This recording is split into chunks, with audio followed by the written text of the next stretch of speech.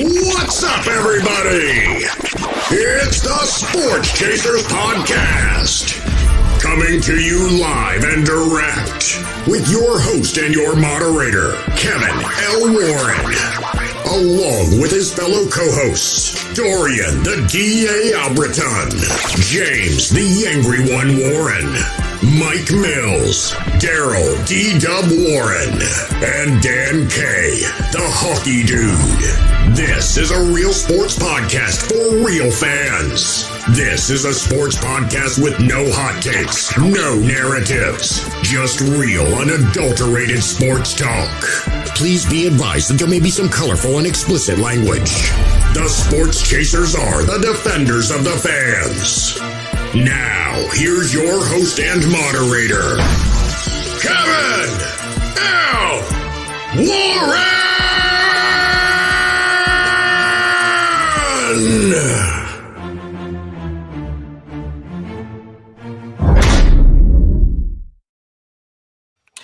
Hey, what's going on, everybody? What's happening, everybody? It's another edition of the Sports Chasers Podcast, the Thursday edition. We're live here on Thursday, man. Welcome to all those that are listening to this on the sound of our voice.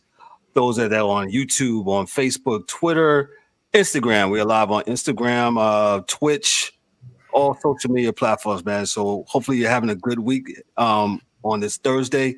We got a lot to get into. We're going to talk about the NBA. The NBA got trade talks going on. You also got the NHL. The Super Bowl is upon us. Super Bowl weekend, Super Bowl Sunday is upon us. So we'll talk about the Super Bowl, some changes in college football, and we'll also talk about some college basketball and some women's college basketball here on tonight, man. Ryan, our NBA insider and contributor, he will be here to deliver the tea and the deets as far as the NBA trade deadline goes on today. And man, but before we get into that, just want to let you know before we jump in today's exciting episode, here's a quick call to action for all of our amazing listeners and viewers. If you're enjoying our content, please make sure to subscribe to us on YouTube. Follow us on your preferred podcast platform, and don't forget to engage with us on all of our social media platforms.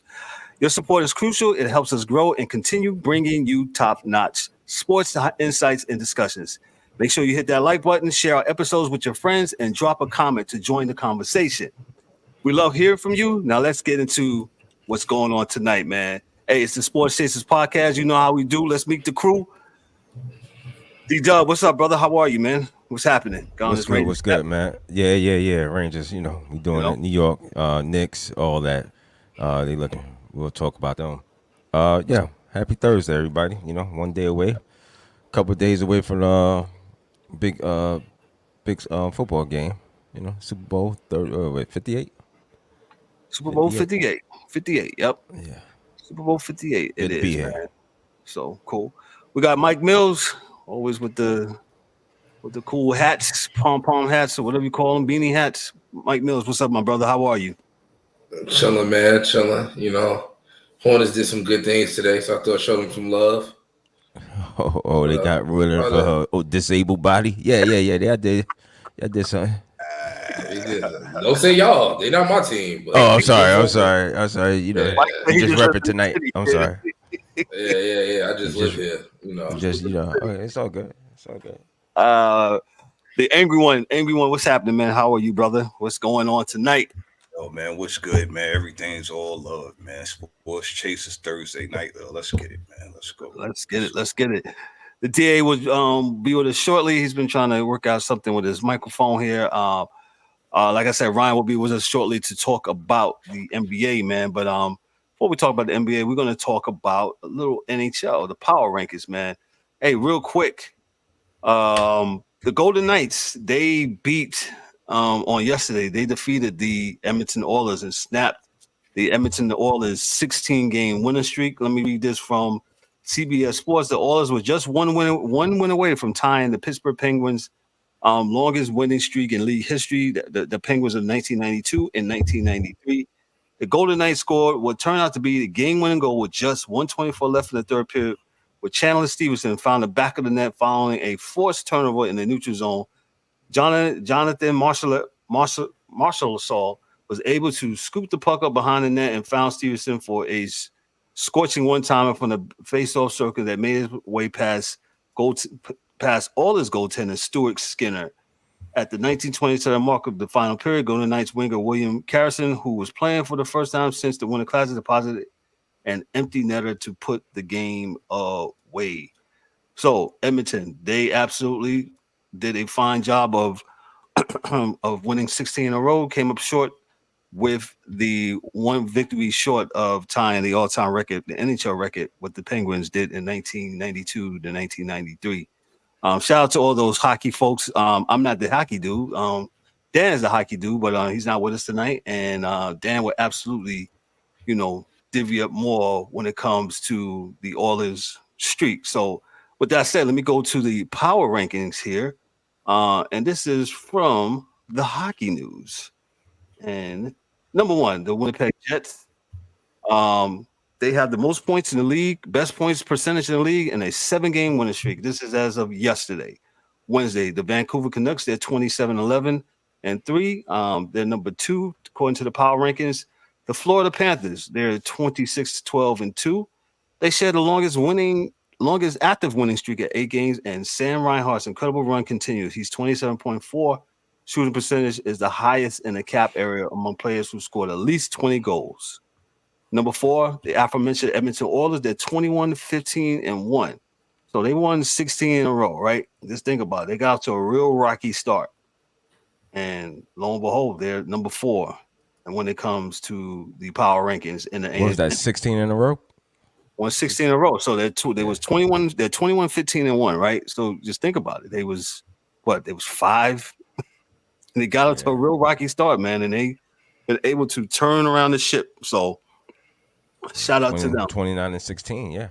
Absolutely. Yeah, man. So, they've been playing like almost 900 hockey, man. So the number 5 goes to the New York Rangers. Defensively, they haven't been good, and their goaltending also hasn't been good. They absolutely have been shaky.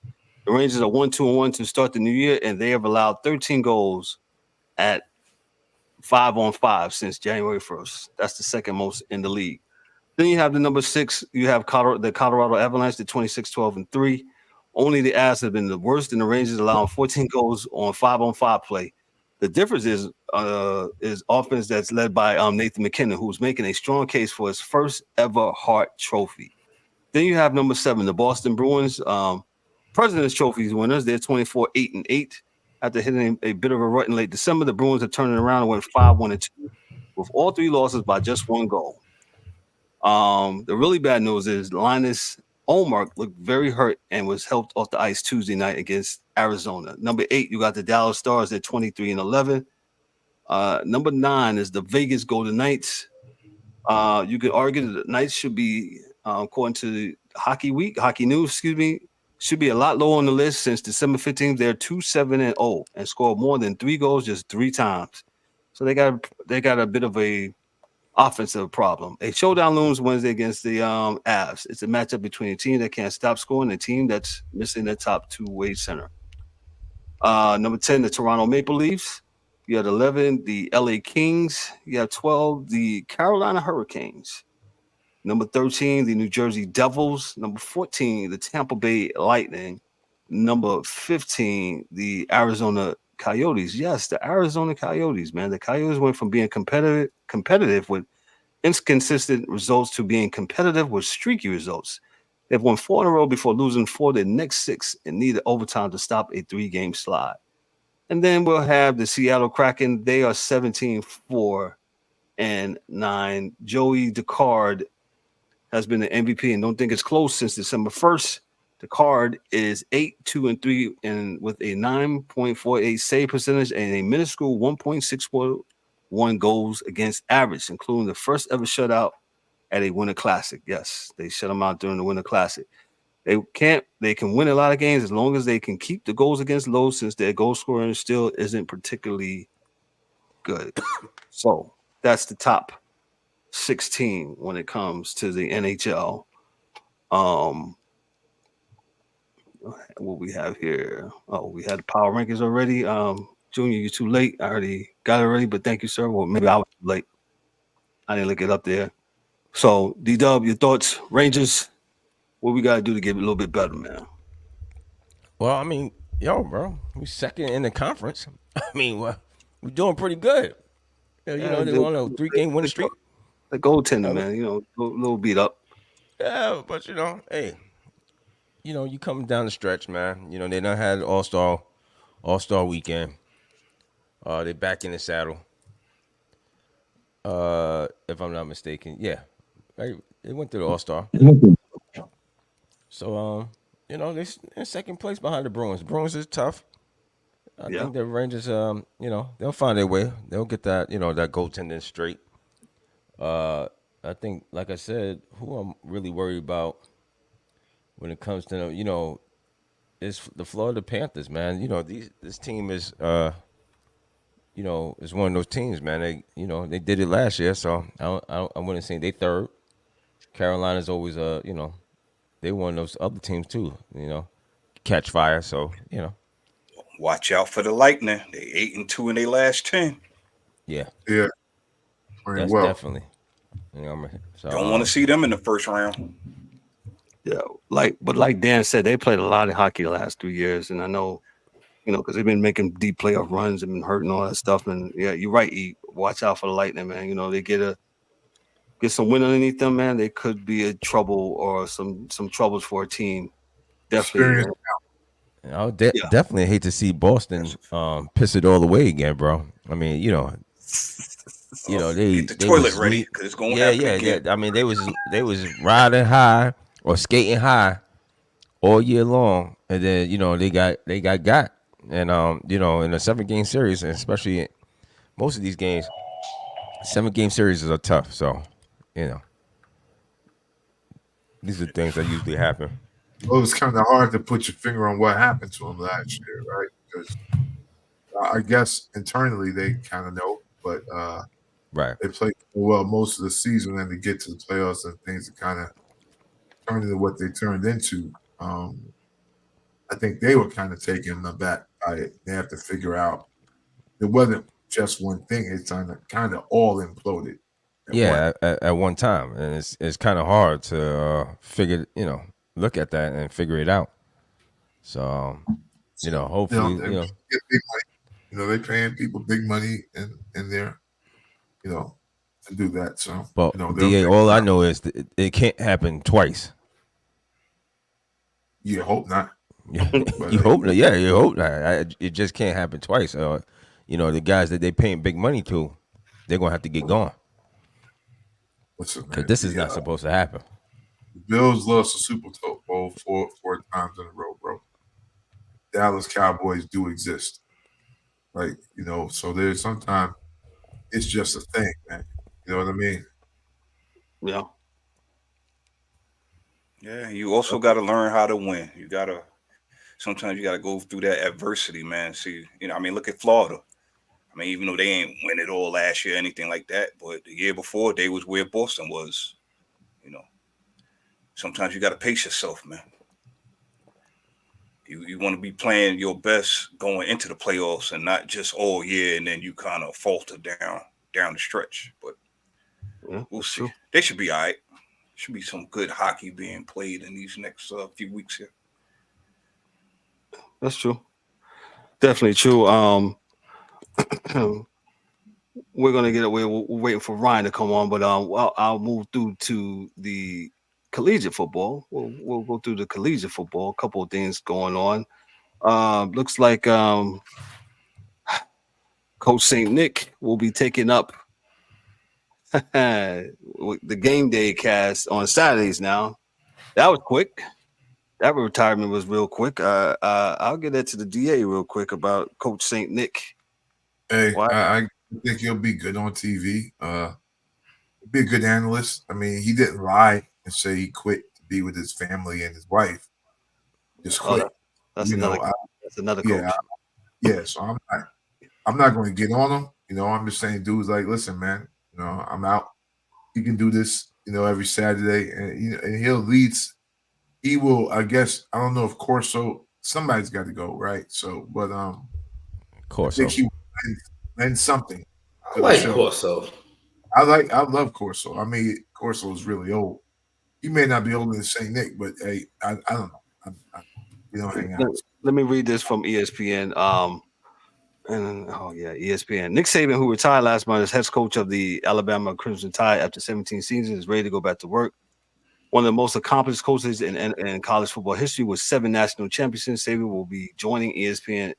It was announced on Wednesday. Saban, 72, will primarily serve as an analyst on ESPN's College Game Day and also will be the lead his expertise across ESPN platforms to a variety of events, including the NFL Draft and the SEC Media Days. ESPN and College Game Day have played an important role in the growth of college football, and I'm honored to have the opportunity to join their team. Saban said in a statement, I'll do my best to offer insights and perspectives to contribute to College Game Day, the ultimate Saturday tradition for college fans. Saban has appeared multiple times as a guest on College Game Day alongside new teammates Reese Davis, Lee Corso, Kirk Herbstreit, Desmond Howard, and Pat McAfee. Nick Saban is a singular iconic presence in college football. ESPN chairman Jimmy Pitaro said in a statement, it is also extremely gifted communicator who will immediately add even more credibility, authority, and entertainment value to ESPN, including our esteemed College Game Day show. So, Mike Mills, to answer your question, yes, Lee Corso, he's not going anywhere, and he'll be there. Why are we laughing there? I don't understand why we're laughing. Yeah, because I said Lee Corso is 88 years old, bro. Stop, man. Yo, come on. Let my son cook. Hey, let him go sit That's down their somewhere, problem bro. now. They keep That's trying your to problem. force. Y'all keep on trying keep Let guys these in there, people man. work as Let long them as they go ahead and lay down somewhere. They got Chris Berman on ESPN Plus. That's he needs to be on TV. Lee Corso is 88 years old, fam. None of these new guys is worth a damn. They actually Corso to do that's that elderly abuse. Yeah, as long as he don't want to retire, let him go. Yeah, he's on the head and he's making a pick of a team, man. I think Nick Saban's going to add a lot, and maybe take a little bit of comedy out the show because he's a pretty serious dude most times. Well, maybe Nick will put the head on. Nah, he's not I doubt that. Nick ain't putting no hat on. Hey, but I will say this though. A lot of people said that Nick wouldn't never go to anybody's recruiting trip to their family's house and dance. And sure enough, he was there doing the electric slide, boy. Wow. He was electric sliding up to get that recruit. But who knows what he did to get recruits because he got a lot of them, a lot of really good ones. So it was a bit, it was a time where you didn't know what the heck this guy was, how he did his mojo. So it looks like at least he'll be able to talk about other coaches' mojo, recruiting, how to recruit, and things of that nature because he knows how to do it and he knows how to win. He also knows something that a lot of coaches don't know is how to take the stink off of other coaches, right? So, like he hired dudes, and once he hired them, they were good to go. They go there for a year or two, win. Then next thing you know, they're head coach somewhere. So, no one else does that but him. So, we'll see what happens. This should be interesting. Yeah, Coach St. Nick, as we affectionately call him on this show. Tricky Nicky, we call him Tricky Nicky. He'll add some. He'll definitely. I was joking when I said he'll put on the mascot head. Nah, I don't see him. They want to cut the comedy, get rid of Desmond Howard, but that's neither here nor there. Oh, jeez. Whoa! Why you like that? God. The only brother on the show you want to cut? What that mean, man? I hate it. A job is a job. But Desmond's good though. He's not bad. He's yellow, good. Green or orange. He even fixed it. He even fixed his teeth to go on there. Yeah, him and Booger out of here. Both of them. Booger. Now, Mike definitely doesn't like Booger McFarland for whatever reason. Both of them out of here. Booger. with his broke finger. He always showing it too. Y'all Get him out of Wait. here. Y'all I think so wrong. He's straight. When you're running the zone defense, get him out of here. Get him out of here. Him and I think him and Swagoo, when it was just them two and Kevin Carter doing college back in the days, then when they moved him up to the NFL and then back down, it's just it doesn't feel right because listen, dude, you got to the NFL, what you doing back down here? But ESPN, I guess they kind of move these guys around interchangeably, like, pieces on a puzzle board or something. But I don't know. I think he was better with college back in the day than he ever was with the pros. Not just saying that I don't like what he said, just saying that he was a lot better doing the college. I think I agree with you. Yeah. Okay, so. Yeah. I definitely agree with you on that one, D. Let me go to another story here that this was 6 hours ago, and I think this is intriguing because I heard a lot of crazy stuff around in this gentleman. And this is from CBS Sports. Shout out to CBS Sports. They're across our ticker on our website. Make sure you go to sportschaserspodcast.net. Check us out. Also, check out our merch and all that good stuff and affiliate links. But anyway, here I go. Shameless plug. Dean Stracco from CBS Sports. He writes this: Wisconsin could turn to former Tennessee Titans head coach Mike Vrabel for sounding board as the Badgers enter their second season under coach Luke Fickell in 2024. Vrabel, a longtime friend of Fickell, has yet to land on his feet since being fired by the Titans on the heels of his second straight losing season in January. That's opened the door for Vrabel to provide some informal assistance to the Badgers, at least during spring football, if not longer, according to Fickell. I love Mike and I want him around here as much as possible, Fickell told ESPN.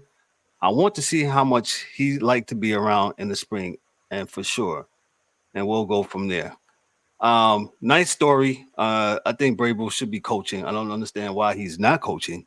Well, Ryan says he has a point. Go ahead, Ryan. Why is he not coaching? Well, obviously, y'all know I'm a Tennessee Titans fan, right? And it kind of stems back from the AJ Brown trade.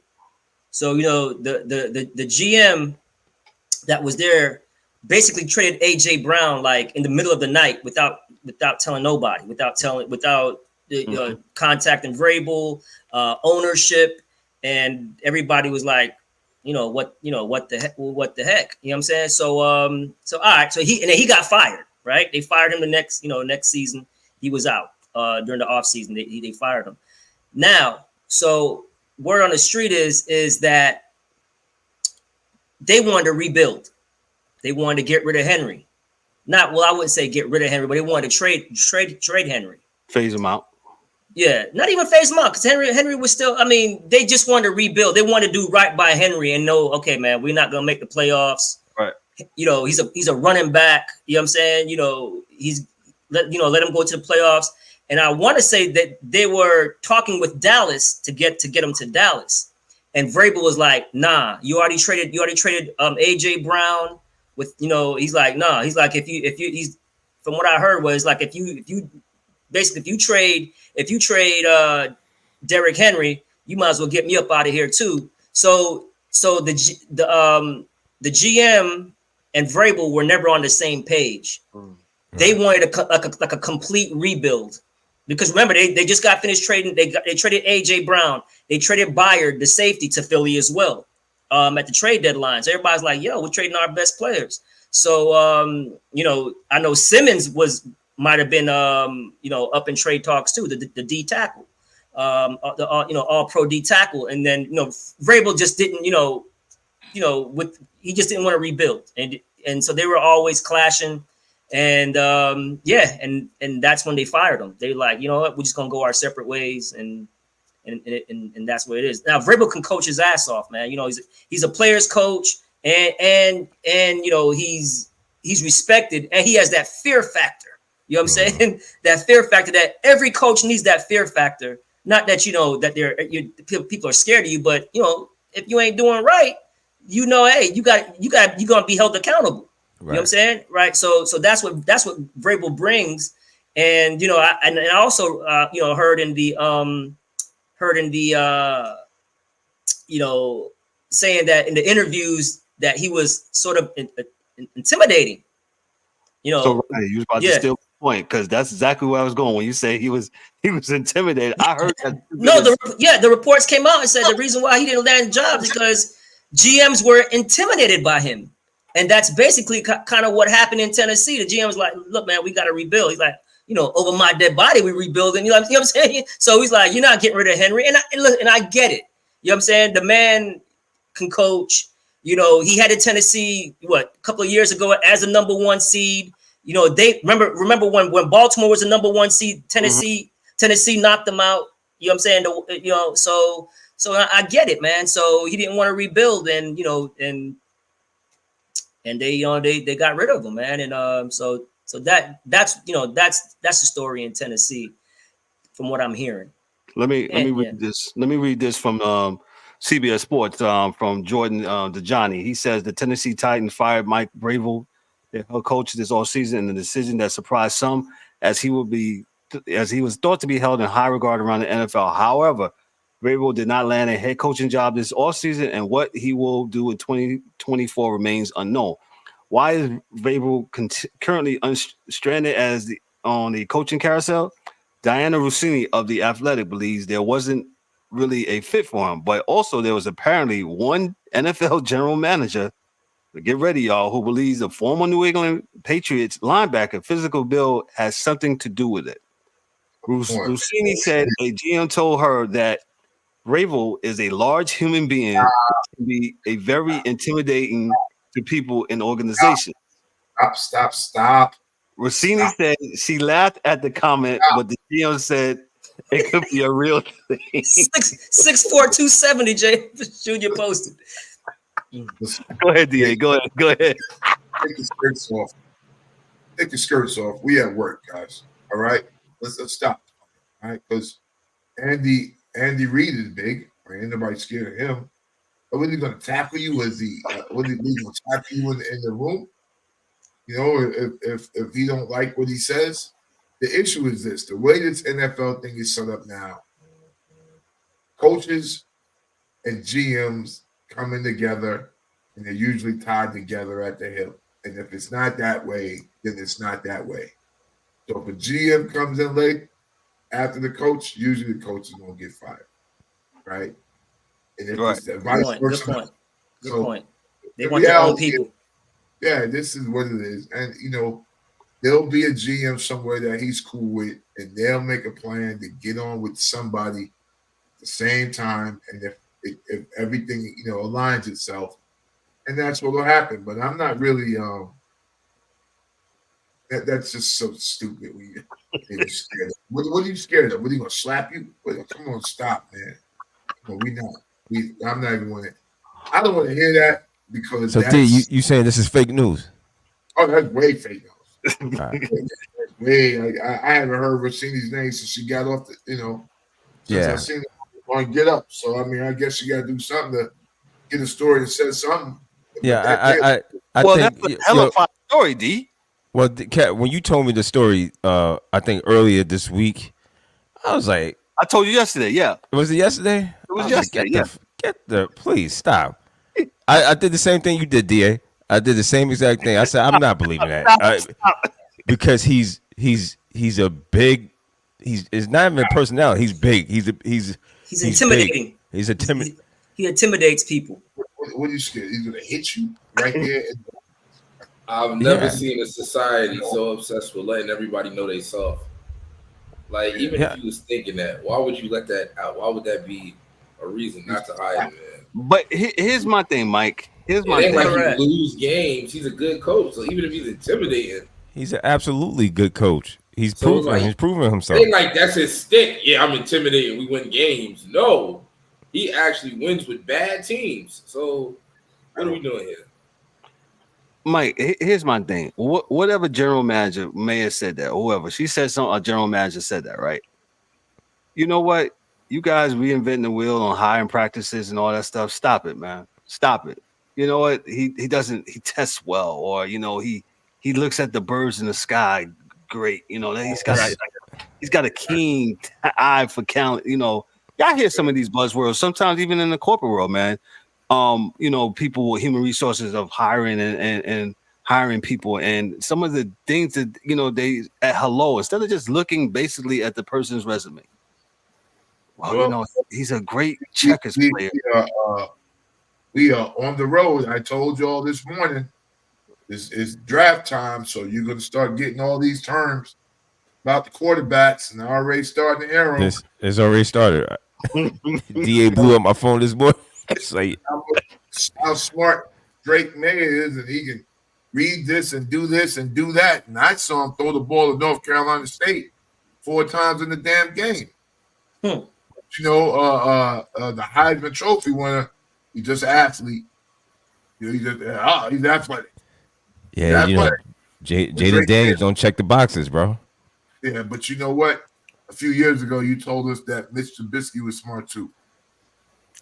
Well, that was Mel Kiper Jr. Kiper Sr. Whoever. We got our own Mills Kiper Jr. Absolutely, that wasn't Mills. That was Mills Kiper Jr. Hey, they said the same thing. They said, Baker Mayfield came out of nowhere, and all of a sudden he was on top of the draft board. A walk-on. This is what happens every year. There's somebody that they see. Again, Daniel Jones. I'm like, where did he come from? And then how did he get on top of the... Well, no, they said Daniel Jones, and the DA can attest to this. Daniel Jones played a lot of college football. So you're thinking that he played a lot of college football, he will be somewhat NFL ready. That was the DA. Well, that was the DA's... I'm just we were just using the metrics. We were using the metrics from Coach Parcells. He said if you play over X amount of snaps in college, that you should be okay. You should have at least a good understanding of the game. And I don't Bill Parcells. That's why he never liked when they done quarterbacks, because they didn't play enough football. Daniel Jones played 4 years of football at Duke with the dude that coached Peyton Manning. So it was an assumption that he would be okay. Hey, sometimes things not in the first round. Well, go ahead. Yeah, right. Sometimes things go wrong. But as far as those numbers are probably better swayed to the size of guys that have more time playing college football are going to do better in the pros than dudes that only played a year. But there really aren't many one-year dudes that have done well at all in pro football. So that, you got there and you played 1 year and then you went straight to the pros. Well, you can't go after 1 year, but, you only played 1 year and you go straight to the pros. There aren't many of them that have done very well in that I remember. Now, I could be wrong, but someone, somebody that's looking at the show online, let me know if I'm wrong. But I'm like, I think Mark Sanchez, they say, may have been one of the best to go the furthest as a dude that only played 1 year. Because Darnold hasn't done anything, there's a bunch of them, that really haven't done much. So. You had something, you had a comment? I'm sorry. I was just going to say, at the end of the day, it all depends on where you go to. It got to be a perfect match. Whether you play 1 year, 3 years, 4 years, I still say, at the end of the day, you still got to look at the guy, see what he's doing. Yeah, Daniel Jones played 3 years, but he wasn't very good. He was good, but he wasn't first round worthy. Wasn't first round worthy. But the Giants thought so, and the Giants didn't put a very good package around him. So no. Gettleman thought so. But go ahead. Well, he was part of the Giants organization, Daryl. So I got you. I'm not trying to open up old wounds here, but it was Dave Gettleman. His bullshit. That nonsense. Go ahead. You know what I'm saying? But that's it, man. I agree with DA. It's more so how many you. Especially at the quarterback position, you can't just, we would think that organizations is going to be paying these guys a ridiculous amount of money in 4 or 5 years. It's just going to draft a guy out the first round based off for 1 year. But this is the landscape of the NFL that we're at. I do agree with DA in that. Go ahead. I was going to say, you got to think about who else is in the draft that year, because that kind of changes up too. If you have more quarterbacks or good quarterbacks, then he probably wouldn't have made it. But then you have those drafts, those guys are reaching, because there are no real quarterbacks in the draft that year, and dudes are reaching, and they're just making shit up. But DA it also again, it still goes to the organization. If the owner would have hired real football guys that had a vision, they would have said, "Oh no, I'm not drafting that guy in the first round. If he falls to the late second, early third, I'll pick him up. If not, we'll deal with it. We'll get us a vet for 1 year, and then we'll try again the following year." That's how you do it, folks. I got a theory. If you're a quarterback and you got to start for that many years to make it to the league, it's a problem already. Why are you in college 4 years playing quarterback? You started all 4 years and you didn't do enough to get over the hump. Like, this is not you got to be there for 3. So you got to be in college for 3. You do got to be in college for 3, but he started 4, and none of his numbers ever jumped off the page like that to me. So it's like, you can go to California. What are we really looking at? Yeah. If you have to start that many years, it's like, I mean, they say that in basketball is bad. Like, yo, why is he there 4 years? But I feel like that with football too. Like, you really don't. Well, it's the same thing with Joe Burrow. Like, Joe Burrow was getting beat out at every position. You know what I'm saying? Everybody was. Well, I think he was at Ohio State first, right? Joe Burrow was at Ohio State first, and he kept getting beat out. Then he went to LSU. And it was like the perfect storm. You know what I'm saying? Like that was like his 3rd season. I think he was a junior. But because he didn't play his first 2 seasons, really, he was a junior. So now he balls out, damn near, breaks all these records. And now he's a first round. I get that because he was not playing. Pick. Was it Daniel Jones starting all them years? Right. So that's what I'm saying. Yeah. So your trajectory never. Mikey, so I'm not saying he was great or bad. I'm just saying that means for 4 years he beat cats out. I will know who those other dudes are, right? But for 4 years he beat people out to play. And just like, Joe Burrow got beat out. 2 years at Ohio State, he took an L. Then he transferred to LSU knowing he was going to play because they had no quarterback there. Right. So, and the system was right. Yeah, had receivers, had a good running back, had a good offensive line. So they just kind of fell in the place where they needed to be for his game. Yeah. He was a better drop back passer than the shotgun, do like they do at Ohio State, where you're never underneath the center. So he did some of that stuff there at LSU because they had running backs, right? They had dudes that can run the ball. So, it made sense, I guess. Let me go to my last college football story. I know we've been going back and forth between the pros and college, but this is my last one before we go to Ryan with the NBA. This is also per CBS Sports. I saw this afternoon. The SEC generates $741 million in revenue for 2022-2023 season. Distributes an average of $51.3 million per school. The SEC announced it has distributed a total of $741 million in revenue to its 14 members universities for the 2022-2023 fiscal year, which ended on August 31st, 2023. Though that number doesn't quite qualify as the conference's best year, it is an almost $20 million increase from the 2021-2022 revenue of $721 million, showcasing further growth and recovery after a brief downturn due to the COVID-19 pandemic. SEC members universities are proud to support thousands of student athletes who are participating in broad-based athletic programs across the league. SEC Commissioner Greg Sankey said in a statement, SEC universities are committed to providing a high-level experience for all of our participants through an impactful and life-changing college experience that includes world-class support in coaching, training, academic, counseling, medical care, mental health support, nutrition, life skills development, and post-eligibility healthcare coverage for our student athletes. The announced The announced total compassed $718 million distributed directly by the conference office, while $23 million was retained for schools that made a bowl game during the 2020-23 season. I'll start reading there. The angry one, you said it. What do you think about the SEC and the mighty SEC? With all this money here. I mean, look, all the money I get because they're the top dogs and all that other stuff, right? But let's stop with the all across all sports. Stop. Just please stop. Okay, just stop. Because I highly doubt.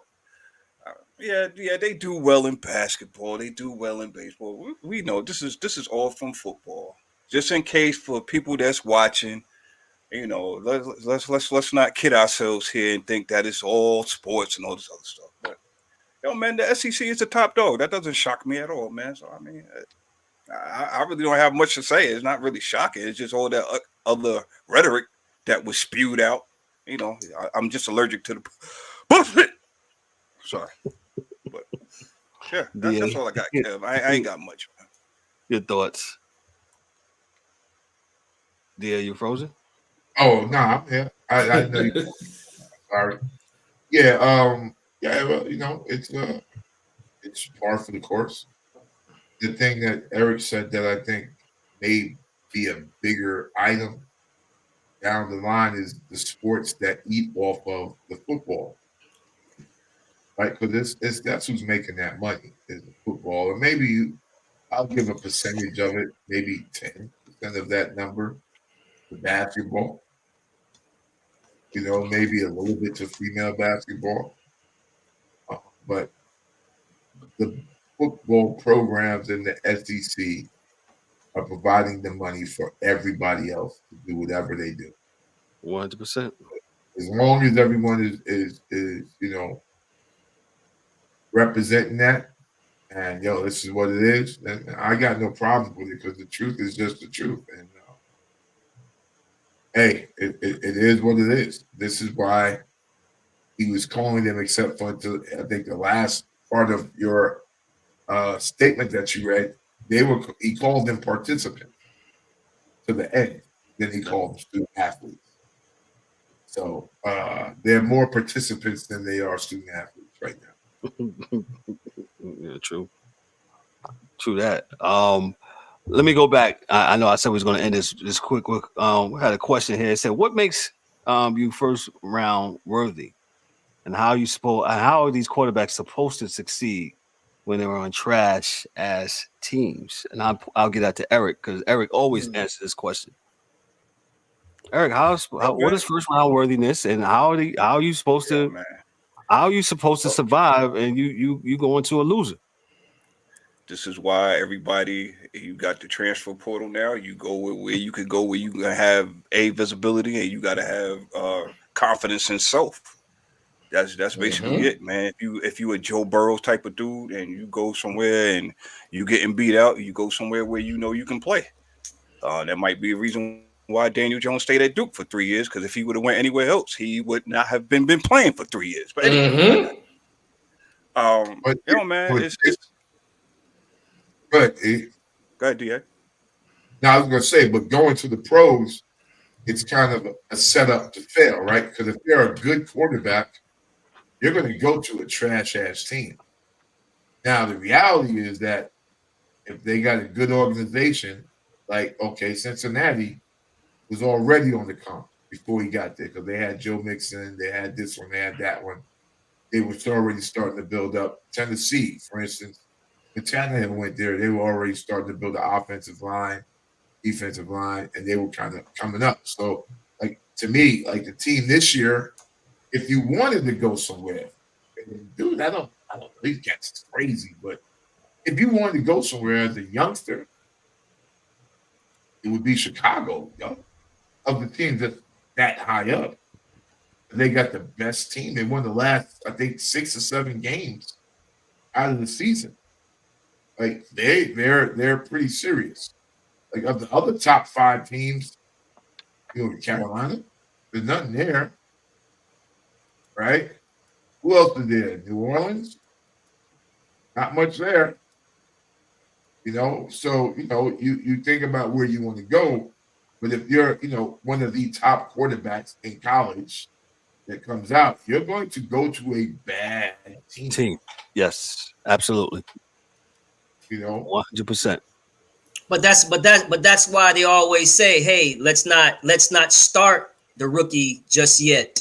because we don't want him to lose his confidence. We don't want him to, if they have a bad offensive line, we don't want him getting sacked much, and that's one of the reasons why, not really Patrick Mahomes, but Patrick Mahomes didn't start right away. He was playing behind Alex Smith, but to your point, Patrick Mahomes, didn't get, wasn't, he could afford to wait because they had Alex Smith starting already.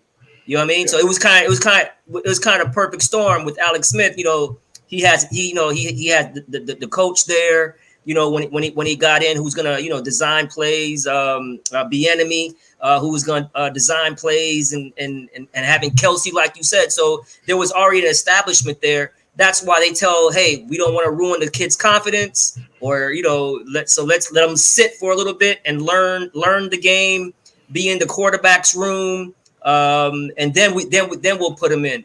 Now what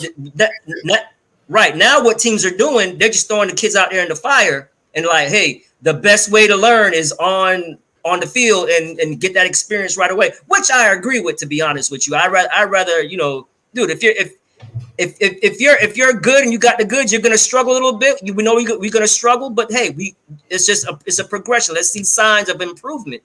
Where back in the days, you're like, nah, man, no, he's gonna sit, and that's just what it was. I think that also came. Oh, go ahead, dear.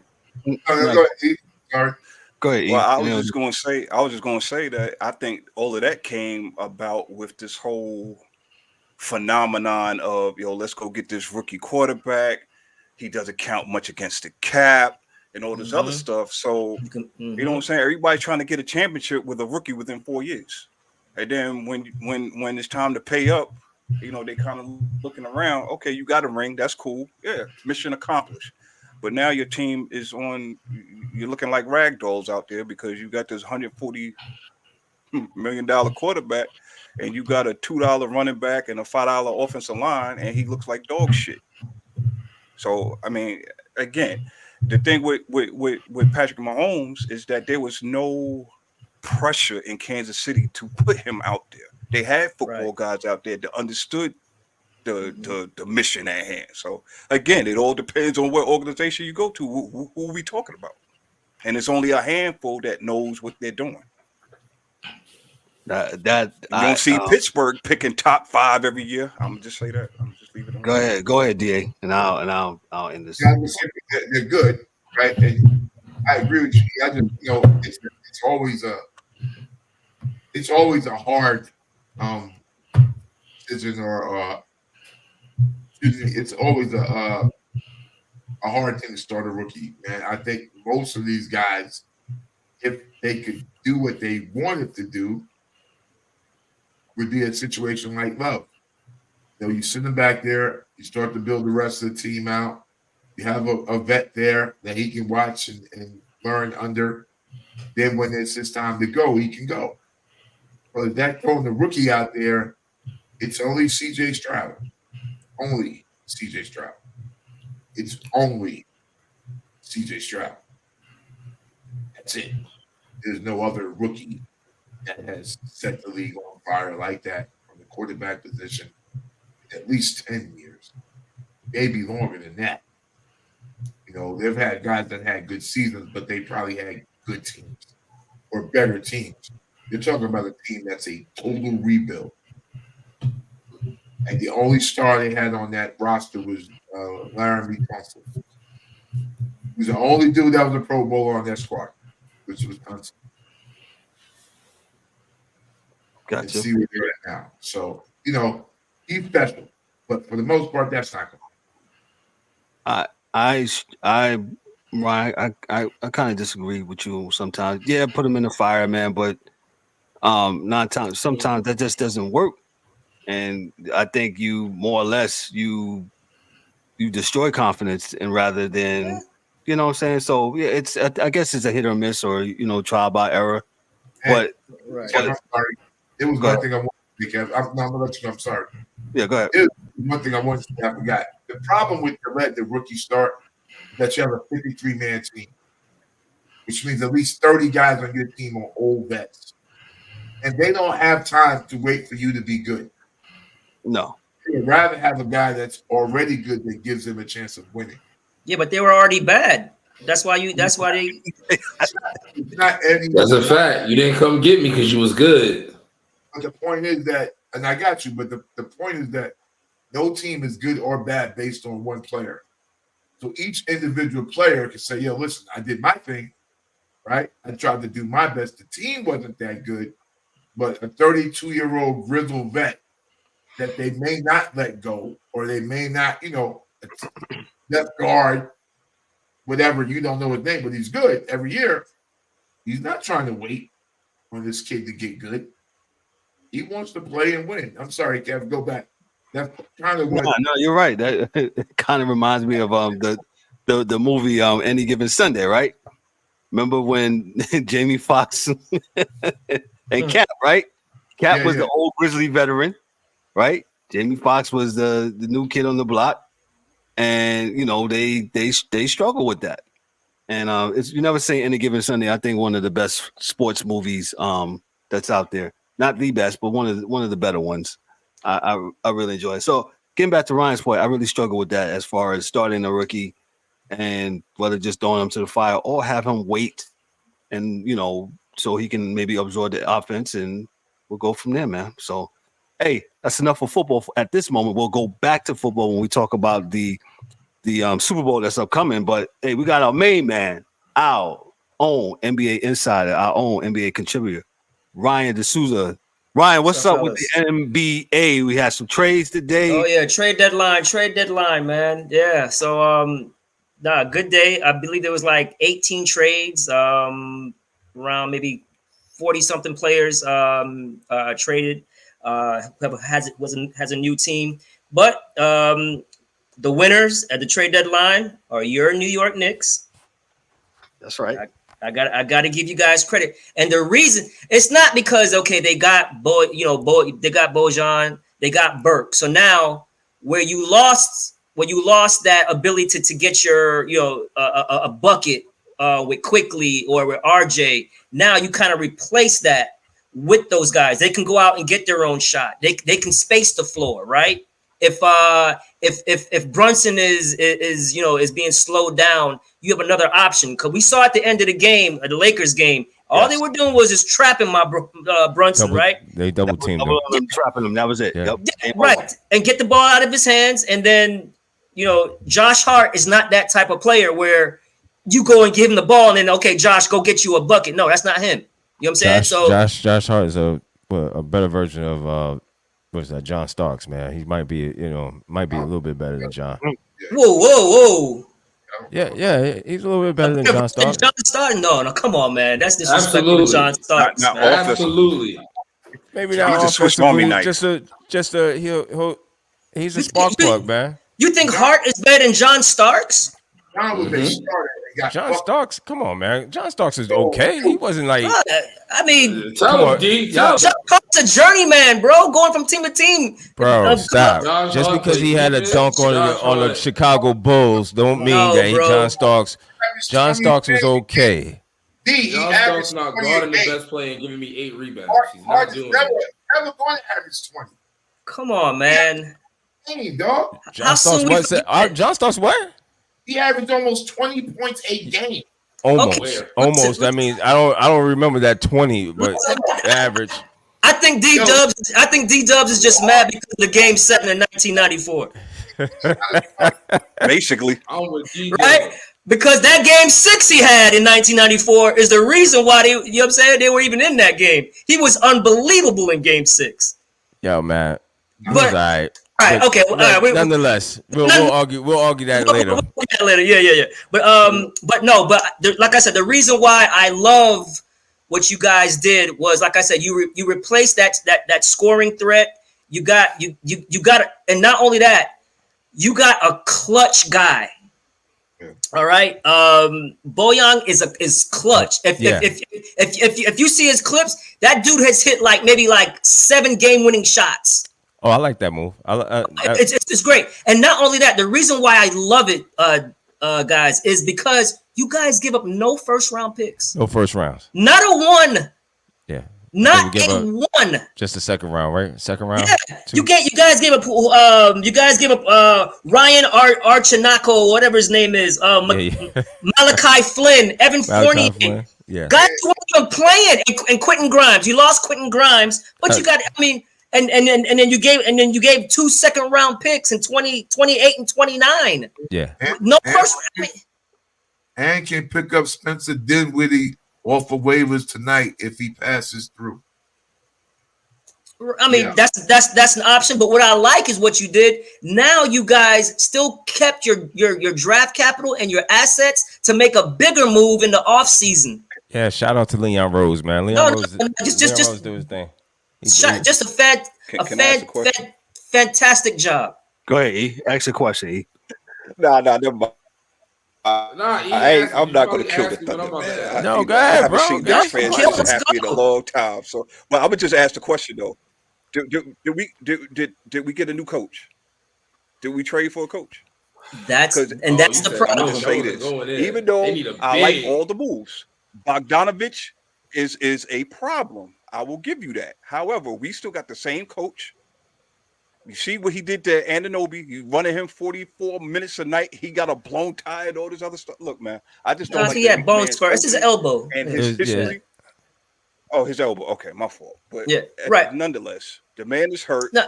These young guys are looking old because he's running them hard in the regular season. Mm-hmm. And when they come to the postseason, when you need them, they're gas. Yo, E, you gonna stop shitting on Tibbs, man. You and DA with the slander, and you, DA, and Mike with the slander of Tibbs. Tibbs is doing a good job. Stop playing, man. He's doing a good job. He just got to slow them down a little bit. I'm just saying, I'm just waiting for the end result. Actually making moves to ensure that Tibbs doesn't fuck shit up. By adding all of this depth to the team, Leon Rose is doing a great job. Go ahead. They need a big. Right. They got no big on that roster. But you guys are missing your whole starting front court. Yes, we are. Still balling. Mm-hmm. Not only that, now they say Mitch he's about to start practicing again, so he should be back. Hold on, I don't need him. No. Mitchell Robinson is having a great season on the defensive end. He's not an offensive player, but he protects the basket. You know what I'm saying? And then that puts Hartenstein back in his natural position as coming off the bench. And your depth on this team is fantastic. That's why I think the strength is now with the Knicks is the depth. Okay, the depth, and now maybe that would help you guys not burn everybody out. So Tibbs got to play these guys. Right. If you're trading for Burks and you trading for Bojan, you have to play them. You have to give them minutes. So and with the injuries that everybody sustained, Precious is giving you quality minutes. So now you guys have such a deep squad. When you get your starting front court back, the Knicks are going to be a problem. But then I go back to what the angry one is saying. The coaching might be the issue. When it comes to the playoffs, because all right, you got the Heat coach there. You got Doc. I don't even. Did you just say Glenn? No, Glenn. He said Glenn. Mike. He said Glenn. Ryan go get him. Be killing me, man. I'm just saying. I mean, listen. Yes, he's blowing a lot of leads, but hey, you know what I'm saying. But what I'm saying is the whole thing about with Tibbs is that he gets out coached. He's stubborn. He doesn't make adjustments. He'll run. So Tibbs is going to have to evolve, right? Yeah. I agree. And then when Tibbs evolved, then the team will come together. But what I think will make Tibbs evolve is having a player like Brunson. But this is what concerns me about the Knicks as well. Is can you win a championship or get to the championship with Randall as your second best player? I don't think so. Coach right, you can. Well, I don't think so. You just said, y'all. Hey, hold on. Let me just say this real quick. DA. Let me just say this real quick. Just like your man Leon Rose, he did an extraordinary job. I give him that. The Knicks are probably as loaded as they have been in years. They're deep, man. They're deep. However, you all know that this man runs an 8-man, maybe a 9 in the playoffs. And I don't want to he did that in Chicago. They was deep in Chicago. What was the problem then? You had superstars galore. He has not learned, just like what Ryan just said, he has not learned he has to get out his own way. Now, if he shocks us all and gets it done, I will be the first one up here parading. Hey, Tim, you told me to shut up, and I'm shutting up. But this is why I think it might happen with you guys, and it might be a year where you can make a run because Milwaukee has its flaws, right? Embiid is out, okay? Embiid is going to be coming back. He's not going to be quite ready for the playoffs when he gets back. What about Cleveland? I like Cleveland. Cleveland might say something, and Cleveland has an axe to grind with you guys because I heard that they kind of want to some revenge on you guys. You beat that ass last year. You did beat that ass. You did beat that ass. But and Boston. Miami. Then you have Boston. Miami's always going to be a threat because of Spo. Spo can coach his ass off, guys. He just can coach, man. The guy can just coach. What we're saying about Tibbs, we can't say that about Spo. Spo can take a good team and coach it, a bad team and coach it, and get the best out of players, right? But like I said, the East is for the taking, and what I think is going to be the factor is you're missing your starting front court. So now they're out, right? All these players are going to have to get playing time. So when they come back, you have to play those other guys. You're going to have to. Yeah. You're going to have to play those other guys who just, kept you above water until your starting front court comes back. And now you can ease everybody in. Everybody gets their minutes. You can't run no 7-man rotation, 8-man rotation. You can't do it. I understand the playoffs. Your substitution gets shortened, but you got to know. Also, you got to know when to take your guys out. I saw Tibbs had one of these games. You guys were up by like 30 points and still had Brunson in the game, and he sprained his ankle. Like, why is he still in the game? Take him out, dude. So he has to evolve as a coach. That's all I'm gonna say is prove me wrong. Hey, DA, go ahead. I think DA had a point. Go ahead, DA. And I'm going to go after him. I'm going to make is that I think this year is for the taking. I don't believe in Boston, right? Because their coach is telling them to shoot 43 pointers a game. That's a good point. Not sustainable. If they're on, they're on. If they're hot, yeah, exactly.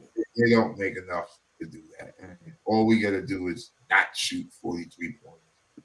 Slow down the tempo of the game. We'll get there. Right, half court they can't guard us. Half court, right? They're up and down the court. Yes, half court they can't guard us. Right, because we got 2 or 3. We got OG, which they can't guard. They don't have one. They don't have someone for OG and Randall. They can't guard both of them. So that's a problem. And if you throw a jump shot shooter on the outside, it's going to have to. They got to have somebody to guard him. And so. That'll be hard because they're going to put Jaylen Brown on Brunson. He's the best defender they got. No, they're not gonna put Holiday on Brunson. Yeah, they can put Holiday on him. Yeah, Holiday's up. Yeah, Holiday. Yeah, and he's Boston is deep too. But I like Boston over the Knicks. It's just they're shooting 43s a game is I think is going to be might get them. Yeah, it's not going to hurt them because they haven't made them yet. They shoot them. Look at Indianapolis. But you only got to make them for 4 games. Yeah, shoot, they haven't made them for 4 games. Right? I'm saying. But they want to shoot them, but they're still shooting 30-some% from 3. So, I'm not scared of that. We slow the ball up and do what we need to do. But I think we'll get Milwaukee. With Mitch back, they don't have anybody for Mitch running up and down the middle of the court. Nah. They're good enough. They're good enough to do it. I think the same shit's gonna happen to Milwaukee. What happened to them last year? I'm not really 100% with Milwaukee. They don't scare me. They play no defense. They lost their identity when they lost Drew Holiday. Correct. Facto. And brought Dame over. And we all know Dame is not. I mean, they good offensively, yeah, but they definitely don't scare me. And then you add Glenn. Yeah. Glenn Rivers in there, and then I don't see it. But one point I want to make about Tibbs is that I can see what y'all saying, and if this is probably the deepest the Knicks has been in quite some time. He has to play these guys. If he does anything of not playing guys, I would think that the Knicks will get rid of him after this year. I'm calling it. I was just getting ready to say, if he fails the playoffs this time, he's going to be the scapegoat. Yeah, he's going to be a scapegoat because the general managers have done. Listen, kudos to those guys. They stayed the course. They didn't overreact. They haven't done nothing knee-jerk reaction that I've seen the Knicks do countless times over the years. They have stayed the course. So I would think they would move on from the coach after this year. If it doesn't get done or get even remotely to the conference championship, they get to the conference championship. Yeah. If they go up against the Heat in the second round again and lose, like they did last year, this can't happen. Yeah, I agree with that. That's all I got to say. The super producers up there, Nick bashing, talk about the Knicks are the Dallas Cowboys of basketball. I don't know. I don't see how that's not the Dallas Cowboys, but y'all got a lot of faith in Mitchell Robinson coming back. Y'all got a lot of faith in Tibbs. Mitchell Robinson is the man saying, "I need plays called for me," and missing wide open layups and putbacks. Yo, Mike, stop. Yo, no. I was quiet long enough. Yeah, he was. Go ahead. Y'all got a lot of faith in this man with a 7-man rotation.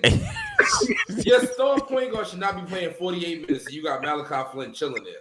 So you telling me these new guys before he fall out of love with them and they not playing no more? Because I like Bogdanovich, but if you wanted a defender that could also score, you should have went and got the other Bogdanovich. I don't know why you went and got that one. This one is 35 years old. I like 65-year-old. I like Burks. Yeah, that's all. Burks get buckets. It's a contract thing, but go ahead. They need I'm glad we got Fournier's contract. They need a big, because Hartenstein, he's hustling. I like it. I like him better than Mitch Robinson. I love Hartenstein. Yes, I like how he fits better than Robinson fit, which is crazy. Yeah. Well, they gotta get another big, man. Rob, but you won't need another big if you have both of them. Do you want a big that can score? I need somebody that's gonna play some defense off the bench and soak up 6 fouls because that's what you need in the playoffs. Then Mitchell's your guy. Yeah, but I don't need him missing wide open layups either. He has horrible hands. He's not catching no lobs. I don't need Julius Randle isolating for 20 plays in the playoffs neither. I don't need it. That's what. Coach gotta fix something, man. I don't need him doing mellow step backs and head fakes. I don't need that. No, Mike. I totally agree. That's why I said, can you get to the championship or the conference championship with Randle as your second best player? Yes, that's the issue. If Boston, Cleveland, and Indiana are the only teams that I feel the Knicks will have a problem with, and Miami because of the coaching, but I'm talking about personnel. Those are the only 3 teams that I see the Knicks having a real problem with because of their depth and their length. Pause. We must move on to other matters. Ryan, let me ask you this. Get in here real quick. Yeah. Klay Thompson. What is the Warriors going to do with this guy? Well, obviously, didn't Ryan say he was washed a few weeks ago? He still is washed. He had a good game. We love Tibbs and hate Klay Thompson. This is a crazy world we living in. No. Listen. It's a sick world we living in. Listen, there's a reason why he doesn't finish games anymore, guys. There's a reason why. Every time he finishes games, they don't win because he can't guard like he used to. Okay, yeah, he can get. He's still Klay Thompson. He'll find his shot every so often. But you can't keep playing and running him off screens when he's coming off all these injuries and he's 34 years old. It's not gonna work. Right. So they're not gonna trade Klay because of the history that they have together. They're gonna let him. They're gonna make him make the decision as a free agent. They're gonna lowball him. They're not gonna give him a max deal. They're gonna say after this season, we'll pay you this much. Do you want to stay or do you want to go? If he goes, they'll be like, hey, he wanted to leave, and the organization can be like, see, we try to make him stay. They're not gonna trade Draymond. As long as Curry is there, Draymond and Klay will not get traded. Period. But you can tell you got to give Kuminga the minutes. Kuminga's been balling now. You have to give him the minutes. So you have to. They were starting the rookie Pazinski. They were starting him a little bit, right? Mm-hmm. You have to mix the guys in, man, and get some fresh blood in there. They did that with Poole, but then the whole thing with Draymond and Poole happened, and so that's why they struggled coming out the gate. Now first started this 2 years too. Right. Go ahead, Ron. Yeah, exactly. Well, and like I said before, that's why the GM is gone, because the GM's like, dude, you didn't play Wiseman, you're not playing Kuminga, you're not playing Moody. What are we doing?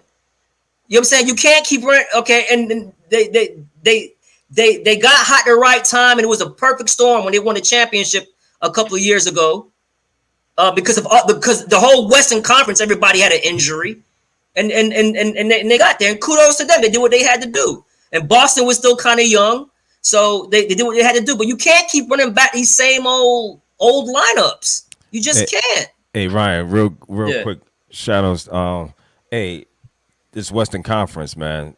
Speaking of the Western Conference, you got like 4 teams in first place, just about. Oh, it's crazy.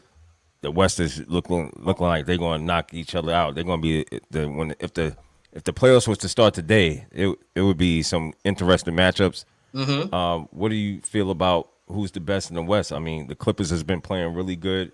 They got smacked last night, though. Look out for the Pelicans. The Pelicans are coming, man. Pelicans are not bad. Yeah, Pelicans are not bad. What's your feeling about the West? Go ahead. The West, I'm still gonna go with Denver because they're gonna always have the best player on the floor. I'm going with Denver. I'm shocked that Denver didn't make a move to get another wing in there or another veteran like what they had with Jeff Green, because they don't win a championship without Bruce Brown and Jeff Green. Those guys, you know what I'm saying? Those guys moved on, right? They left. Right, exactly. So, and they didn't replace that. That concerns me a little bit. You know what I'm saying? Mm-hmm.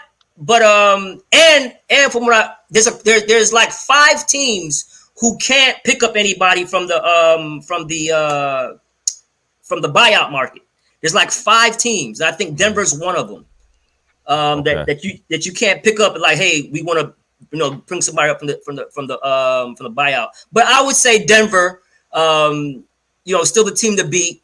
The Clippers are right there. OKC, I think OKC's still a little bit too young. They got Gordon Hayward. I think it's going to help them a little bit. They got Gordon Hayward. That's a great pickup for them because excellent pickup. Because now what's happening is they're trapping SGA. Just like how they did Brunson.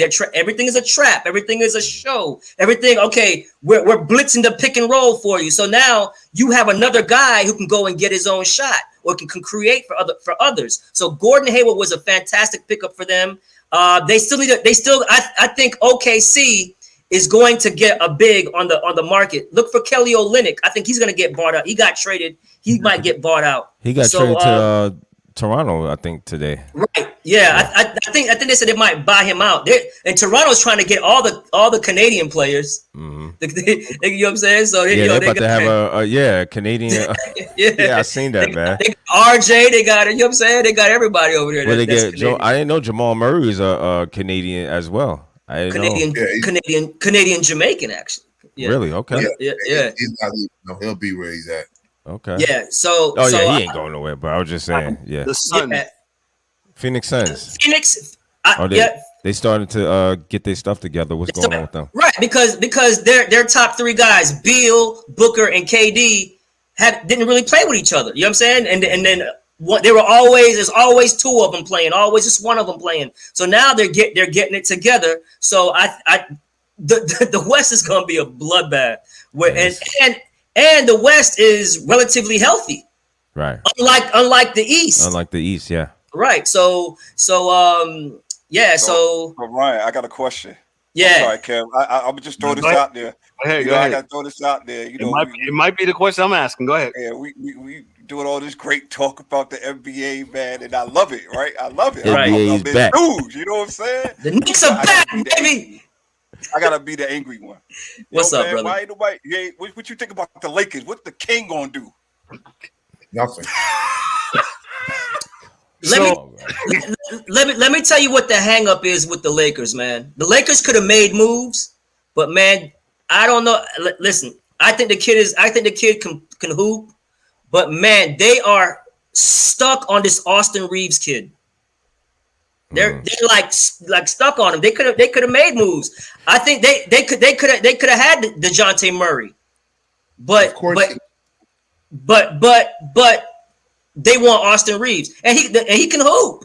He can hoop. But I thought they were going to make a deal. And they didn't. So that kind of shocked me. So they're like a Heckle and Jekyll. They're like bipolar, man. They're like they look like world beaters. And I like the way how AD and LeBron try to prove a point, right? And sit out against Boston, and then the whole team went and smacked Boston in Boston, who had the best home record. So that kind of blew up in their face, right? Yeah, it did. They're like, okay. So then now they came back when they played you guys. It was like they were playing a goddamn finals game the way they were playing against the Knicks. Yeah. Yeah, it was definitely a playoff atmosphere. But that's my point with the Lakers. It's like sometimes they get up and sometimes they don't. So. You know what I'm saying? So obviously in the playoffs, they're gonna always have to get up for the games. It could be the dog days of the regular season. It could be the in tournament that messed them up. But is it the coach? They can't shoot. Is it the coach? They can't shoot. They can't shoot. They can't shoot. I will say though. The point guard's been playing well the last couple of games. D'Angelo, yeah, D'Angelo's been playing good the last couple of games, and that kind of probably put a pause on a trade with them. But I thought they really was going to get DeJounte Murray, but I think that Atlanta really wanted Austin Reeves. So and he's on a friendly contract as well. So so I don't know, man. I mean, at some point, man, Father Time, right? At some point with LeBron, so I don't know, man. I want to ask you this, Ryan. And I know we're a little. We'll get into the NFL real quick. I saw this week. Yeah. The Adam Silver. Why won't he just put his eggs into some of the younger cats? Why are we still milking this LeBron and this Steph cow? Why doesn't he transition? Because they're icons, bro. They're all-time greats. So you only have them for a little bit more years. So you have to milk it. They're gonna be gone, and once they're gone, they're gone. You have to milk it, bro. You can't make other icons if you hang it on. No. There's one thing about the NBA, Kev. All right, the NBA is bigger than everybody. Once they're gone, Jordan gone. Kobe rest his soul is gone, and we still find other people to transition the game and build the game. We're always gonna have that. Once they're gone, then you'll build other guys. You can't have a LeBron James and a Steph Curry and not pub them. They pub themselves. You know what I'm saying? That's just what it is. So I understand what you're saying. Yeah, Ant's gonna be there. You know what I'm saying? SGA is gonna be there. LeBron and Steph only has a couple more years left, so you have to pub them. And it's not like they're not pumping the other guys. They're just doing them more because they're all-time greats. They're all-time greats. You have to. Yeah, okay. You have to, man. Come on, it is what it is. Listen. I mean, hey, if you want to, you can hate him all you want. LeBron moves the needle, guys. If he posts something, if he posts something on Instagram, everybody's talking about it. Whether it's good, bad, ugly, pretty, whatever. He just moves the needle. Basketball in their own ways. Absolutely. Yeah, absolutely. So they're all-time greats, Kev. So you have to pub them while they're here because when they're gone, they're gone. I disagree with you because one of them, when they're gone, he's still gonna be here. So we ain't gonna be able to get rid of him. He'll still be.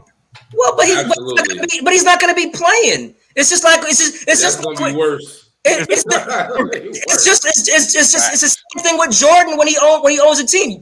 And LeBron's gonna own the team. Jordan faded away for a little while. This one ain't gonna. Jordan never faded away, bro. Ever. Jordan. No. He didn't have a chance to fade away because this guy's camp kept bringing him up. No, not only this guy's never gonna fade. He owned a team every year. He still has a number one sold shoe. Jordan never faded away. Never. Absolutely. But is he on TV in your face about it right now? But he's still Jordan, dog. He's still Jordan. But was he ever in your face on TV about it after he was done? No, no, because he's going to do that. He's not going to just. Because LeBron, he's in movies, he's in commercials, he's in this, he's in that. Yeah, he's going to be in your face. Jordan is not like that. Jordan rather sit back and just be great. And I hate Michael Jordan. Damn, why? Because he want to sit back and be great. That's all. Yeah, I hate Michael Jordan. Michael Jordan knew how to fade.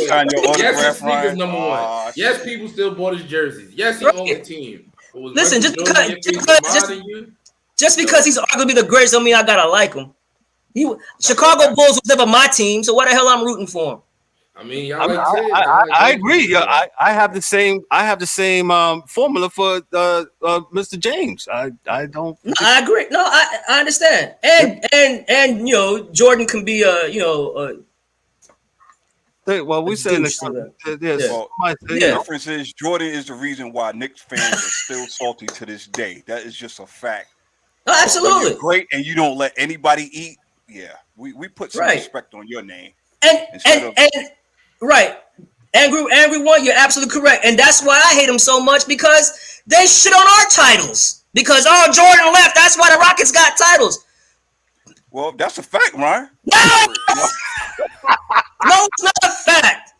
Listen. Okay, no, guys, we don't want to go there with me tonight. Oh my God. Hey, look it up. The only player that Michael Jordan has a losing record to is the great Akeem Olajuwon, brother. Is that in the finals? Akeem Olajuwon. No, huh? Is that in the finals? They never met in the finals. Okay, all right. Hey, we know why. Because Jordan lost to Orlando, the team that we sweat. Yeah, he was tired. He was tired. The guy was averaging 45 points a game in the playoffs. They forget that. They talk about Jordan was gone for 2 seasons. No, he wasn't. He came and played in the playoffs. Remember when he hit you with the double nickel after he came back in the Garden? He did. And then why are we making excuses for the greatest basketball player of all time? It wasn't my fault he gambled.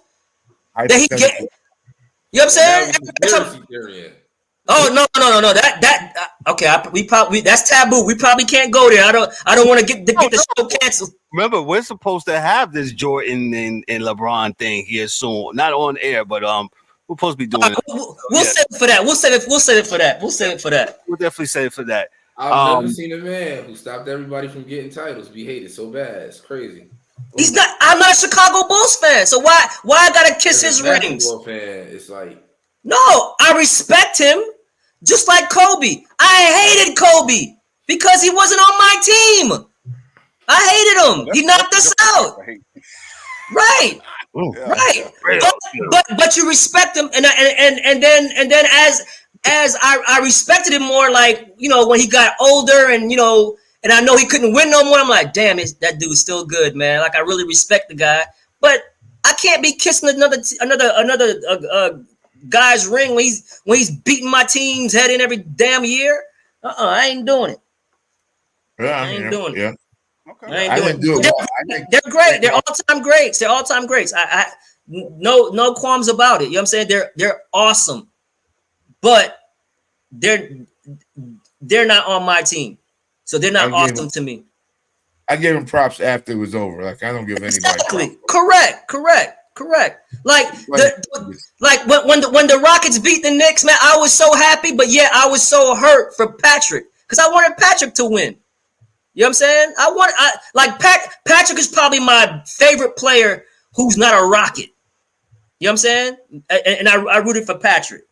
So it was kind of bittersweet. It was bittersweet. Patrick's fault that they didn't win. So let's get into what else we're talking about because I gotta actually. I would like to jump. Real quick. I also like on the trade deadline. I also love what the Mavericks did. They got PJ Washington and they got Daniel Gafford. Yeah. Excellent. Now you got another a lob threat with Gafford. He plays great defense. You got the rookie Likely, and now you get PJ Washington that can hit the three. He has good size. He defends. Excellent moves by the Dallas Mavericks. Excellent moves. Helps to play defense. So yes. There we go. No, that's excellent moves. No, I mean it's excellent moves. If you like what the Knicks did, you gotta like what Dallas did because they didn't give up any first round picks neither. They gave up a first round. They gave up a first round for PJ. But it's protected. It's protected. My bad. It's protected. Yeah, it's but you also gave up your best wing defender because now who's gonna go at the best defender? Who? Williams. Williams been struggling the whole year. Have you been watching the game? He ain't been struggling to play defense. No. He's causing ruckus out there. But dude, have you seen their defense? He didn't move the needle for them not one bit. So but now you have nothing. I'd rather have something. He had nothing. And you already said he can't hit a shot. So now if your defense already sucks and you're not even hitting the shot, your defense might be okay, but the team defense sucks and you're not even hitting your shots. So you're no use because our defense still sucks with you and you can't make a shot. We got 5 minutes. This has been a great NBA segment. Ryan's been yelling the whole segment, which is great. The whole time. Damn it, Mom. He got bad. He like I get too emotional.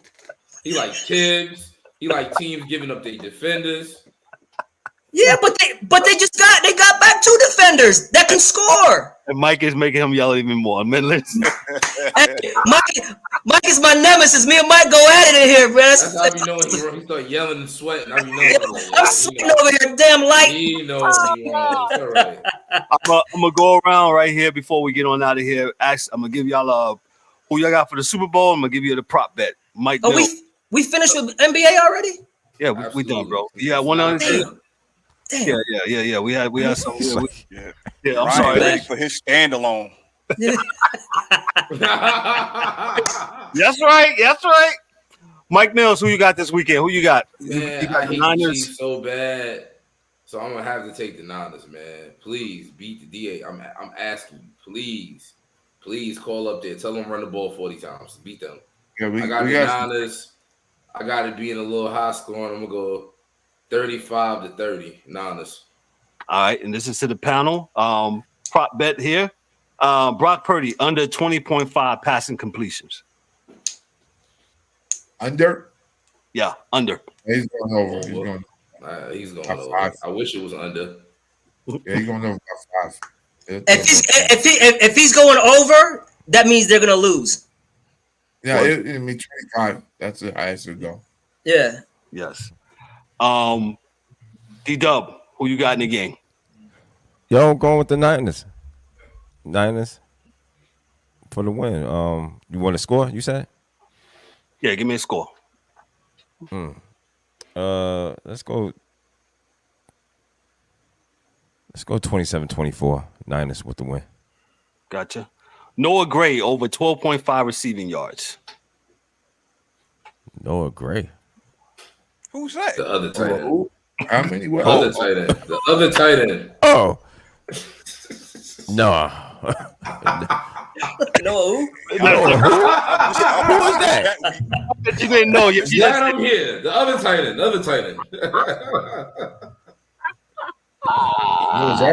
Nah. That name all year. My fault. Yeah, word. I'm gonna say no. Part of my notes there, part of the prop bets I've been asking the last couple of days. All right, I'll go to the angry one. Angry one, who you got in this game, bro? That was funny, boy. I swear. So bad. I'm going with the Niners. I won't be shocked if it goes the other way. And I'm gonna say this, guys. If I look at this game and the Niners are doing San Fran Niner like shit, Yeah. y'all best Cut to that shit tune off. in on that Monday or whenever we had that. Yeah. Tune in. It'll be Monday. Yes. Because I'm gonna be hot. I'm gonna be very hot. And San Fran is not my team, but I'm gonna be highly upset with all types of conspiracy. Anyway, getting back, I got San Fran score 31-27. Okay, gotcha. Deebo Samuel under 79.5 rushing yards and receiving yards. Under? No. Yes. I'm taking under. I'm taking over. Wait, combined? Combined, yes. Oh no, he's got. I think he goes over that. Yeah. He can't Because they're gonna run some sweeps with him. They're gonna have him in the backfield a little bit. They're gonna have the slants, the screen game. I got over on that. 75 total yards. Yes. Oh, that's over. Yeah, between the both of them. That's over. Yeah. It's easy over.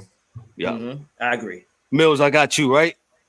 Yeah. I get you. You got you? The DA turn. Yeah, let me go to the DA. Then I get to Ryan. DA, who you got? Your team. It's the Niners. Okay. You don't want to give scores, so Yeah. He's the only one that's not allowed. He doesn't give scores. We're gonna win the game. DA, Isaiah Pacheco. We're gonna bludgeon them to score a touchdown anytime. That's it. That's all we can do. That's the only way we'll win the game is by bludgeoning them. Okay. Did you run the ball? And we all get to Mahomes at least 3 times. We have to get to him 3 times. Okay. Gotcha. What I say? What was the prop bet on Pacheco? I'm not worried about Pacheco. Him scoring a touchdown anytime. Yes, I think he has 2. I think he has 2 touchdowns, and I think he's the MVP. Whoa, damn! Pacheco. We know which way Ryan is going. Yep. Yeah. Now, I think Fred Warner and I'm going to have something to say about that. Okay. Ryan, who you got? I got Kansas City. Okay. I got Kansas City because what I'm seeing from Mahomes is he's so dynamic, but he's also a game manager. The guy doesn't make mistakes, fellas. He just doesn't make. And if you don't get any pressure on him, he's gonna eat you alive. And I don't know if you notice, their games are not high scoring anymore. Nope. It's a ball controlled game. They're dinking and dunking. They're going to Kelsey. They're going to the run game. When they get in the red zone, that's what they're like. Their efficiency in the red zone is ridiculous. Okay, I'm not betting against Patrick. And if Patrick if he gets hot, watch out. Watch out for the wide receiver too. The rookie number 4. What's his name? Oh gosh. Watch out for him. I got it 21-17. Hey Ryan. 21-17. Ryan, I got a quick question. You wasn't on here Monday, so I got a quick question for you. I asked the guys and they just flat out fell out on me. But under over, well no. Taylor Swift will be showed at least 13 and a half times before halftime. Under or over? That's over. Let me tell you. Ryan, thank you. Say it again. It's going to be over. This is going to be worse than 1999 when the Titans went to the championship against St. Louis and they showed Kurt Warner's wife 1,000,000 times. I don't know if y'all remember that. And that was Kurt Warner's wife. This is Taylor Swift. Look, the commissioner already came out when he addressed the public in his interview saying, "Hey, we understand. You know what I'm saying? It's a football game, but we're happy that Taylor's. Oh, they're gonna show her all over the place. Can't stand Roger Goodell. They know what time it is. It's gonna be a marketing scheme, and that's why I think they're gonna win. Okay. There you go, ladies and gentlemen. You heard it. You heard it here. Did I ask you the? Oh, okay. We got a prop bet for Ryan. Let me bring it back down to football.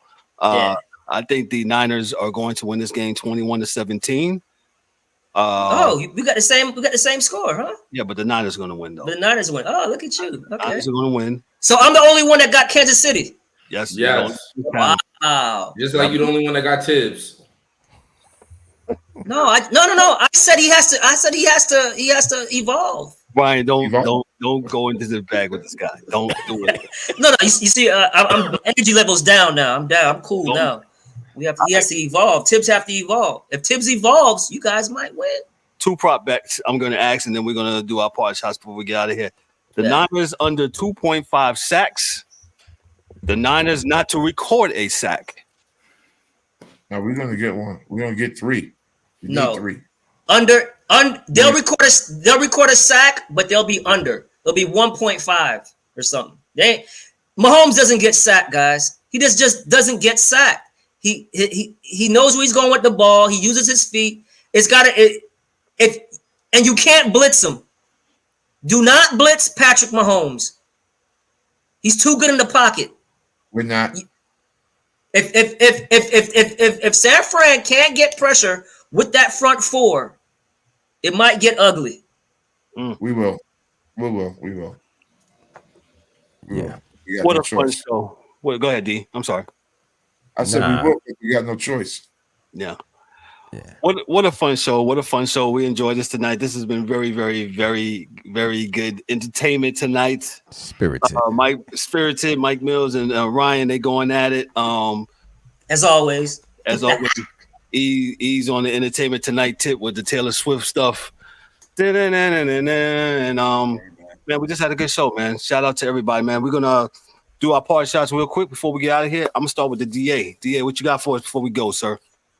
I'm tired. I'm going to bed. Good night. Peace. Okay. He's tired. I'm tired. I'm out. Gotta go. The angry one, what you got for us, bro? Yo, man. Thanks for everybody coming out tonight. Everybody in viewership land. Everybody in the comments. Ryan, as always, we appreciate you, brother. Man. You know what I'm saying? Hey, I appreciate the Sports Chasers podcast for doing this shit every week. 2 times a week. That's good. Consistency is everything, ladies and gentlemen. Okay, I'm just let me keep this short. Yo, man, everybody be good. Great show tonight. Everybody be good. Be safe. Super Bowl weekend, Super Bowl Sunday. Yo, man, get your Ubers and your Lyfts and everything else, man. Don't be out there doing that stuff. You know what I'm saying? Try to enjoy the game and enjoy life, ladies and gentlemen. You know what I'm saying? Put your phones down and enjoy the moment. I'll holler. That's cool. Mike Mills, what you got for us, bro? Nothing too crazy. First off, shout out everybody here. Shout out everybody tuning in. Shout out Dan, the hockey man, even though he ain't here today. Shout out to Dan. Shout out Ryan for tuning in with us and turning up. Appreciate you, bro. Shout out to Tuesday. Did a little interview with Power 104.4. That was fun. Shout out to them. He did. My Instagram is right there. It's pinned to my page. Tune in, turn up. But nothing too major, man. Take care of each other. Take care of yourselves. And certain situations have to pass for other situations to blossom. So that's it. Gotcha. Thanks, there, Millie. Like you said, Mike's got his IG pinned to the page. If you can't get it that way, I believe I shared the story. His interview on the on the Sports Chasers IG page. D-Dub, what you got for us, man? That's pretty nice by Milstradamus. Milstradamus. Yeah, Milstradamus. Yo, man, good show. Everybody have a good weekend. Enjoy the Super Bowl. Have fun. I ain't got nothing too heavy. Everything's good. be safe, everybody. Thank you for joining us, and we'll catch you next week. Catch you on Monday, 4th and Short. Discuss this Super Bowl. Yep. Ryan, thanks for coming out. Man, thank you for having me, brother. You already know. Yep. Ryan, what you got for us, bro? Man, again, thank you guys for having me, man. Enjoy D-Dubs, man. It was nice meeting you, man. You know what I'm saying? Yeah. Absolutely, man. Yeah, first time. Like I already, right? Yeah, thought we knew each other, man, but we know each other already. It was good to see you in person, man. In the flesh. Yeah, in the flesh, bro. Yeah, man. Like again, thanks for having me. Go out and on February 14th, go out and support the Bob Marley movie. You know what I'm saying? Support, you know what I'm saying? The Caribbean with films. I'm a writer, actor. So I write Caribbean films. Go out and support that film. I actually auditioned for the movie. I ain't get it, but damn it, go and support them. And also, man, and support the women's basketball. You have UConn and South Carolina on Sunday before the Super Bowl. Watch that. So yeah, but thank you for having me, guys. I appreciate it. Thank you, man.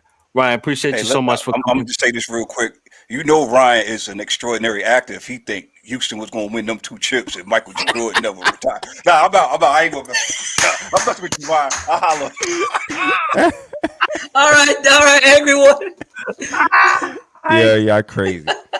Oh, man, I ain't got nothing too heavy. Appreciate everybody that chimed in.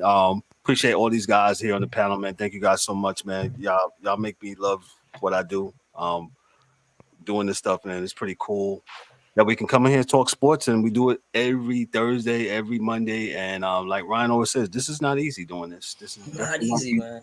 Doing this. But if you love it enough, you'll want to do it all the time. It's not work. It doesn't feel like work, and it definitely doesn't feel like work. It just feels like we're all talking on a 7-way phone conversation, man, and just talking junk about what it is when it comes to sports, man. Also, I want to say this. Make sure we got some standalone episodes with some NFL coaches, with some NCAA Division I coaches, man. Look out for those. We want to allow for those people to have their own time. So we kind of done these tapings individually. So make sure you look out for them on the podcasting side and also on the YouTube side. So make sure you hit that notification button so you can get all of the notifications when our videos pop up, man. But I ain't got nothing too heavy. Make sure you enjoy the Super Bowl. Like the angry one said, make sure you be safe, be careful, get to one spot, stay there, use Uber, do all that good stuff. Be safe, be safe, be safe. What's the homegirl said, drink the soca sister, drink water, mind your business, man. If you gotta do that, just do that. But just be careful, be safe. And I'm about to be ghetto again. Listen, we ain't got no outro music because we're in transition of doing some stuff. So yes. Damn, fam, you doing it again? Yeah, yes, this is gonna be in the what we doing? Man. Man. D-Dub off the beatbox. Yeah. On behalf of myself, I'm Kevin L. Warren and the crew, Mike Mills, Ryan DeSouza, our NBA insider and contributor for Daryl D. Warren, for Dorian the DA, he sleep already, for our super producer, Sleepwalker. for Dan the Hockey Dude in his absence, for James the Angry One who just peeled out, man. Did I forget everybody? I got everybody. Yo, this is the Sports Chasers podcast. Be good, be blessed. If you want the outro, you have to wait for it till we add it. Jesus Christ. Man. Have a good weekend. Peace.